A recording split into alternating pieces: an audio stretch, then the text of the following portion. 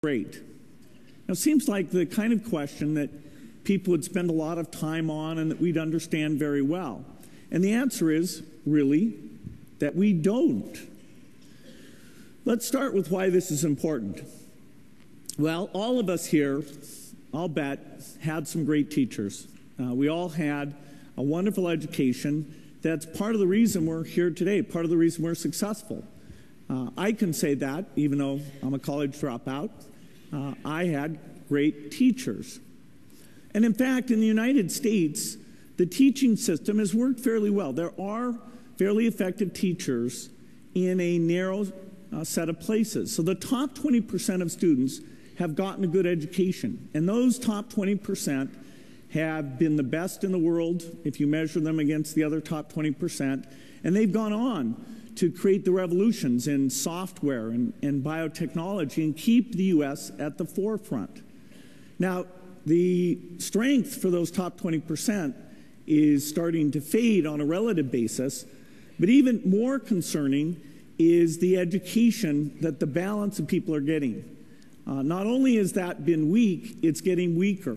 And if you look at the economy, it really is only providing opportunities now to people with a better education. And so we have to change this. We have to change it so that people have equal opportunity. We have to change it so that the country is strong and stays in the forefront of things that are driven by advanced education like science and mathematics. When I first learned the statistics, I was pretty stunned at how bad things are. Over 30% of kids never finish high school. And that had been covered up for a long time because they always took the dropout rate as the number who started in senior year and then compared it to the number that finished senior year because they weren't tracking where the kids were before that. But most of the dropouts had taken place before that. And so they had to raise the stated dropout rate as soon as that tracking was done to over 30%. For minority kids, it's over 50%. And even if you graduate from high school, if you're low income, you have less than a 25% chance of ever completing a college degree. If you're low income in the United States, you have a higher chance of going to jail than you do of getting a four-year degree. And that, doesn't seem entirely fair. So how do you make education better? Our foundation for the last 9 years has invested in this. There's many people working on it.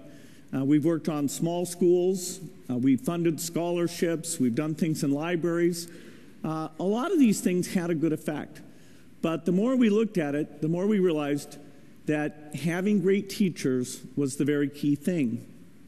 And so we hooked up with some people studying how much variation is there between teachers, between, say, the top quartile, the very best, and the bottom quartile. How much variation is there within a school or between schools? And the answer is that these variations are absolutely unbelievable. A top quartile teacher will increase the performance of their class based on test scores by over 10% in a single year. What does that mean? Well, that means if the entire U.S. for 2 years had top quartile teachers, the entire difference between us and Asia would go away. And within 4 years, we would be blowing everyone in the world away. So it's simple. All you need is those top quartile teachers. And so you'd say, well, wow, that's good. We should reward those people. We should retain those people. We should find out what they're doing and transfer that skill to other people. But I can tell you that absolutely is not happening today. What are the characteristics of this top quartile? What do they look like? You might think, well, these must be very senior teachers. And the answer is no. Once somebody is taught for 3 years, their teaching quality does not change thereafter. The variation is very, very small. You might think, well, these are people with master's degrees. They've gone back and they've gotten their master's of education. This chart takes 4 different factors and says how much do they explain teaching quality. That bottom thing, which says there's no effect at all, is a master's degree. Now, the way the pay system works is there's two things that are rewarded. One is seniority, because your pay goes up and you vest into your pension. And the second is giving extra money to people who get their master's degree. But it in no way is associated with being a better teacher. Teach for America, slight effect. For math teachers, majoring in math is a measurable effect. But overwhelmingly, it's your past performance. There are some people who are very good at this. And we've done almost nothing to study what that is and to draw it in, to replicate it, to raise the average capability, or to encourage the people with it to stay in the system. You might say, well, do the good teachers stay and the bad teachers leave? The answer is, on average, the slightly better teachers leave the system, and it's a system with very high turnover. Now, there are a few places, very few, where great teachers are being made. A good example of one is a set of charter schools called KIPP. KIPP means knowledge is power. It's an unbelievable thing. They have 66 schools, mostly middle schools, 7 high schools, and what goes on is great teaching. They take the poorest kids, and over 96% of their high school graduates go to four-year colleges. And the whole spirit and attitude in those schools is very different than in the normal public school. They're team teaching. They're constantly improving their teachers. They're taking data, the test scores, and saying to a teacher, hey, you caused this amount of increase. And so they're deeply engaged in making teaching better. When you actually go and sit in one of these classrooms, at first it's very bizarre. I sat down and I thought, what is going on? The teacher was running around and the energy level was high. I thought, well, I'm in the sports rally or something. What's going on? And the teacher was constantly scanning to see which kids weren't paying attention, which kids were bored, and calling on kids rapidly, putting things up on the board. It was a very dynamic environment because particularly in those middle school years, 5th through 8th grade, keeping people engaged and setting the tone that everybody in the classroom needs to pay attention. Nobody gets to make fun of it or have the position of, the kid who doesn't want to be there. Everybody needs to be involved. And so KIPP is doing it. How does that compare to a normal school? Well, in a normal school, teachers aren't told how good they are. The data isn't gathered. In the teacher's contract, it will limit the number of times the principal can come into the classroom, sometimes to once per year. And they need advance notice to do that. So imagine running a factory where you've got these workers, some of them just making crap, and the management is told, hey, you can only come down here once a year, but you need to let us know because we might actually fool you and try and do a good job in that one brief moment. Even a teacher who wants to improve doesn't have the tools to do it. They don't have the test scores. And there's a whole thing of trying to block the data. For example, New York passed a law that said that the teacher improvement data could not be made available and used in the tenure decision for the teachers. And so that's sort of working in the opposite direction. But I'm optimistic about this. I think there's some clear things we can do. First of all, there's a lot more testing going on, and that's given us the picture of where we are. And that allows us to understand who's doing it well and call them out and find out what those techniques are.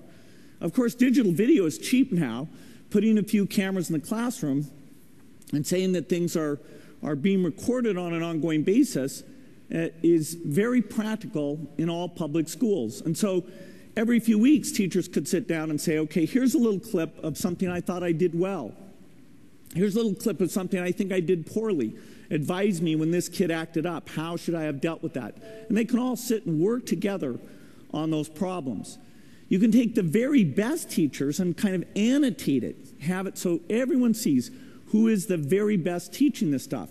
You can take those great courses and make them available so that a kid could go out and watch the physics course, learn from that. If you have a kid who's behind, you would know you could assign them that video to watch and review the concept. And in fact, these free courses could not only be available just on the internet, but you could make it so that DVDs were always available. And so anybody who has access to a DVD player can have the very best teachers. And so by thinking of this as a personnel system, we can do it much better.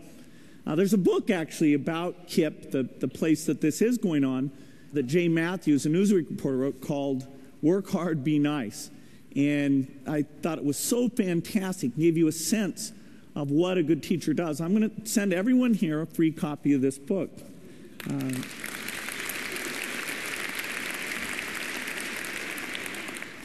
Now, we put a lot of money into education, and I really think that education is the most important thing to get right for the country to have as strong a future as it should have. In fact, we have in the stimulus bill, it's interesting, the House version actually had money in it for these data systems, and was taken out in the Senate because there are people who are threatened by these things. But I'm optimistic. I think people are beginning to recognize how important this is, and it really can make a difference for millions of lives if we get it right. Well, I only had time to frame those two problems. There's a lot more problems like that. AIDS, pneumonia. I can just see you're getting excited just at the very name of these things. And the skill sets required to tackle these things are very broad. You know, the system doesn't naturally make it happen. Governments don't naturally pick these things in the right way. The private sector doesn't naturally put its resources into these things. So it's going to take brilliant people like you to study these things, get other people involved, and you're helping to come up with solutions. And with that, I think there's some great things that will come out of it. Thank you.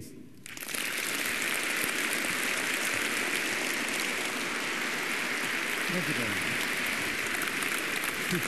you.